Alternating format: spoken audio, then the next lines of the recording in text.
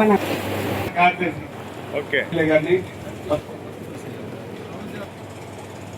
అక్రమల మాధవరెడ్డి గారిని స్టేజ్ గమనించి ప్రతి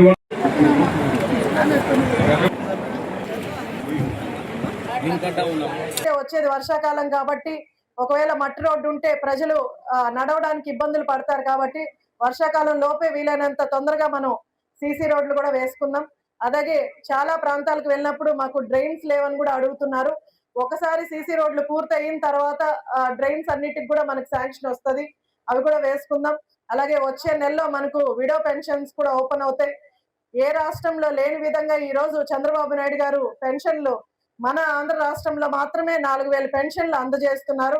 మన చుట్టుపక్కల అటు తమిళనాడు కానీ ఇటు కర్ణాటక కానీ ఎక్కడ అటు తెలంగాణ కూడా మనకు 4000 రూపాయలు పెన్షన్లు ఇవ్వట్లేదు. ఈ రోజు అవ్వాతాతలకి 4000 రూపాయలు పెన్షన్లు చేశారు.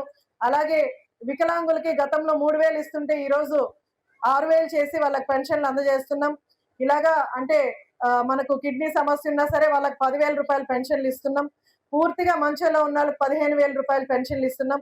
ఈ రకంగా ఒక్క మన నియోజకవర్గానికి మాత్రమే 17 కోట్లు గారు ఎన్ని చేంజెస్ తీసుకొచ్చారో మీరు అందరు కూడా చూసారు. యూనిఫామ్స్ దగ్గర నుంచి, బుక్స్ దగ్గర నుంచి, అలాగే భోజనం వరకు కూడా ఎన్నో మార్పులు తీసుకొచ్చారు.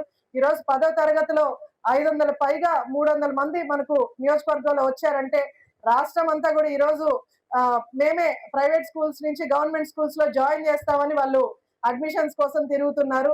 కాబట్టి ఇంత మార్పులు తీసుకొచ్చిన నారా లోకేష్ గారికి కూడా అభినందనలు కృతజ్ఞతలు తెలియజేస్తున్నాను.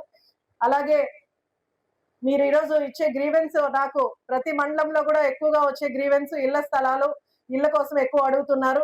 మనం ఇల్లు కూడా స్థలాలు ఉన్న వాళ్ళకి ఇల్లు కూడా శాంక్షన్ చేశాము, అంటే అన్ని లిస్ట్ అవుట్ కూడా చేసాం. అవి ఆన్లైన్ లో కూడా ఎక్కిచ్చారు. త్వరలోనే నెక్స్ట్ మంత్ లేకపోతే ఆ నెక్స్ట్ మంత్ అయినా ఖచ్చితంగా మీ అందరికీ కూడా ఇళ్ళు వస్తాయి. అలాగే ఇళ్ల స్థలాల కోసం ఎంఆర్ఓ వాళ్ళందరికీ కూడా మనం చెప్పడం జరిగింది. ఎక్కడైతే మనకు మండలాల స్థలం ఉందో అవంతా కూడా సర్వే చేయించి అక్కడ మనకు ఇళ్ల స్థలాలు వీలైనంత పేదవాళ్ళకి ముందుగా ప్రయారిటీ చేసి వాళ్ళకి ఇచ్చే ప్రయత్నం కూడా చేస్తాం. ఎంఆర్ఓ గారికి ప్రత్యేకంగా ఇక్కడ మండలంలో చూసి మీరు అంటే గవర్నమెంట్ స్థలాలు ఎక్కడున్నాయో చూసి మీరు సర్వే చేయించి నాకు ఒక రిపోర్ట్ పంపిస్తే నేను దాన్ని కలెక్టర్ గారికి ఫార్వర్డ్ చేస్తాను. అలాగే ప్రతి మండలంలో కూడా రెవెన్యూ సమస్యలు ఎక్కువగా ఉన్నాయి కాబట్టి ఎవరికైనా రెవెన్యూ సమస్య ఉంటే ఎంఆర్ఓ గారిని కన్సల్ట్ అవ్వండి. ఏదైనా అవ్వకపోతే మీరు అర్జీలు నా దగ్గరికి తీసుకొస్తే. నియోజకవర్గంలో పటిష్టమైన నాయకత్వం ఎక్కడ ఉందా అంటే తెలుగుదేశం పార్టీలో ఒక్క తెల్లకూరులే అని చెప్పని నేను చెప్పాను. నాకు పూర్తి నమ్మకం. ఈ స్లమ్ ఏరియాస్ లో ముఖ్యంగా తిరిగి వాళ్ళ సమస్యలు అటు డ్రైనేజ్ వ్యవస్థ మెరుగుపరిచేదానికైతేమి, త్రాగునీటి సౌకర్యం మెరుగుపరిచేదానికైతేమి, మరియు రేషన్ కార్డుల విషయంలో అయితేమి, పెన్షన్ల విషయంలో అయితేమి, అన్నింటిలో కూడా సమస్యలను తెలుసుకుని వాటికి పరిష్కారం ఉంచే బాధ్యతను ఆమె తీసుకుంటుందంటే నిజంగా ఒక తండ్రిగా నేను చాలా సంతోషిస్తున్నాను. Narayana residential schools Dhanalakshmipuram, Nellore.